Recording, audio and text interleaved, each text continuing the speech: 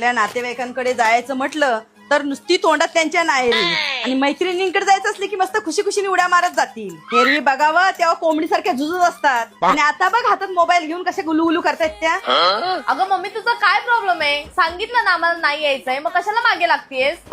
नाही येणारच म्हणजे नातेवाईकांकडे जायला यायला नको आणि घरी बसून तुम्ही करणारच काय? आपण जर कोणाच्या घरी गेलो नाही ना तर आपल्या घरी कसं कोण येणार? अगं कशाला कोण यायला पाहिजे? नाही येतील तेवढंच बरं आहे. हा असं करून नाही चालत. आपल्यावर कुठली वेळ आली ना तर आपले नातेवाईकच उपयोगी पडतात. तुमची मित्रमैत्रीण नाही उपयोगी पडणार. और अभी तो रुको. तू गप्प बस ग. तुला काय समजतंय? पूजा मी काय म्हणते हिचं काय तू ऐकू नको. आपण चल दोघी जाऊया. ए चल मी नाही येणार. अगं तिथे पार्टीमध्ये पिझ्झा बर्गर कोल्ड्रिंक सगळं खायला मिळेल. तू चल माझ्या बरोबर. अगं तू जातेस ना पार्टीला, मग तू पिझ्झा बर्गर काय आहे ना ते तूच जाऊन खा. तिथे जाऊन खाण्यापेक्षा मी न खाल्लेला बरा. तुम्ही दोघींनी ठरवूनच ठेवलंय माझ्या बरोबर कुठे यायचं नाही. नका येऊ, पण तुम्हाला सांगून ठेवते ह्या पुढे जर घराच्या बाहेर पाऊल टाकला तर लक्षात ठेवा. आणि तो दोघींचा मोबाईल आहे ना तो पहिला माझ्याकडे द्या. मी घेऊन जाते. घरी बसून काय करतात तेच बघते मी. अगं नाही मम्मी, आम्ही कुठे बोलू आम्ही नाही येणार म्हणून? 5च मिनिट आहे, आम्ही लगेच तयार होऊन येतो.